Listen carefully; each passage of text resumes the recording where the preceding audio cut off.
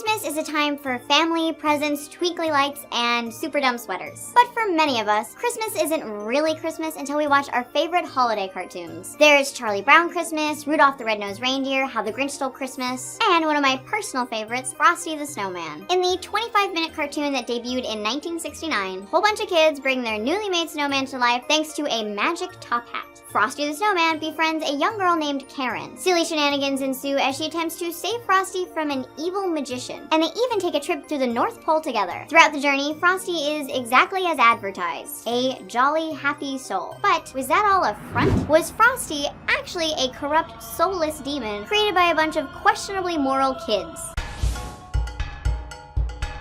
Hey guys, Emily here. Frosty the Snowman started out as a popular song written in the 1950s by Walter Jack Rollins and Steve Nelson, and it was sung by Gene Autry and the Cass County Boys. The song was a follow-up to Autry's super successful Rudolph the Red-Nosed Reindeer from the previous year. And just like Rudolph, Frosty became a very popular TV special. So how could he be a morally corrupt ball of snow? In order to determine whether or not this conspiracy has legs, we need to go back to the beginning, the birth of our beloved Frosty the Snowman, which of course is in the lyrics of the original song. The lyrics include several key points for the argument that Frosty is in fact a corrupt, soulless demon, and 3 are directly related. First, his eyes were made of coal. Second, it was a hot day. And third, multiple children were at Frosty's coming to life event. It's basically been ingrained in our brains that Santa Claus knows whether we've been naughty or nice. If we're nice, we get presents. If we're naughty, we get a lump of coal in our stockings. So if we can assume by the hotness of the day that spring is just around the corner, Christmas has likely passed and these kids, again, plural,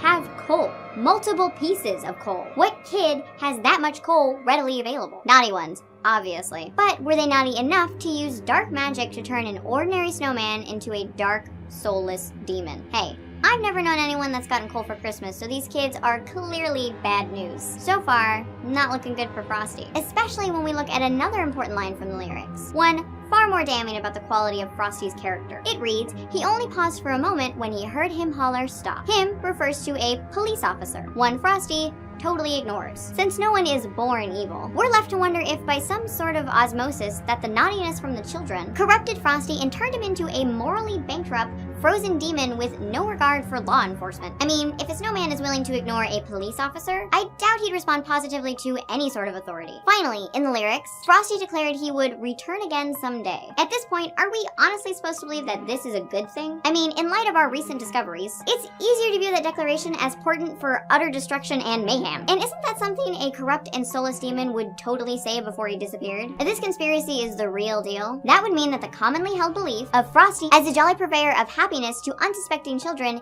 is a sham. So for the last 65 years, have we been encouraging children to practice the dark arts? To create uncontrollable magical beings with no souls or moral codes? Yikes.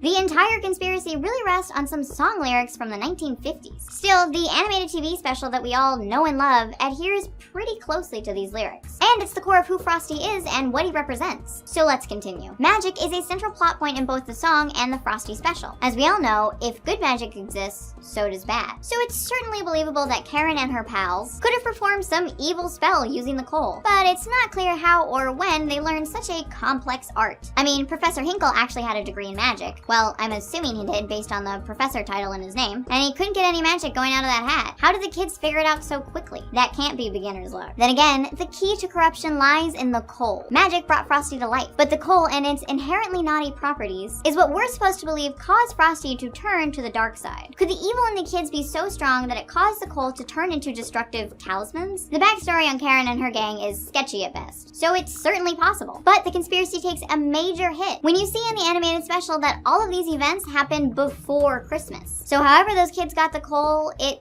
couldn't have been from being naughty. Maybe they're not so bad after all. But what about Frosty? Let's be honest, it's pretty difficult to justify Frosty's behavior. Encouraging a child to take a trip to the North Pole isn't just selfish, it's incredibly dangerous. The only way Frosty could be excused for such an irresponsible act is if he knew Karen was an expert in dark magic and could totally take care of herself. Yet the police officer scene is far more forgiving of Frosty. He could have just been plain dumb to fool the cop. I think that part is a wash. So what's my verdict on this theory? Well, I'll certainly never look at Frosty or Karen the same way again. But too much of this theory relies on the origins of the cold, and there's not enough there to prove that these kids aren't evil. So on the plausibility meter, I'm giving the Frosty the Snowman conspiracy 2 carrot noses out of 5. In the comments, let me know what you guys thought of this conspiracy and if you agree or disagree with how I rated it. Subscribe to Channel Friday Raider, and happy holidays. It's hard to believe that it's been over 20 years since the first feature-length computer-animated film rocketed into theaters. It's not too bad living the life of a toy, especially if you have an amazing owner like Andy. If you've seen the films, you know that not every toy is so lucky. For example, if you're a toy of Andy's neighbor, Sid Phillips, a kid that exceeds in destroying and torturing toys, that is if you truly believe that Sid is a bad kid. Wait, what? Sid might not be that bad of a kid? Clearly we must be off our rocker this time. Sid is totally creepy and worthy of toy nightmares, right? Or could Sid actually have a friend in me?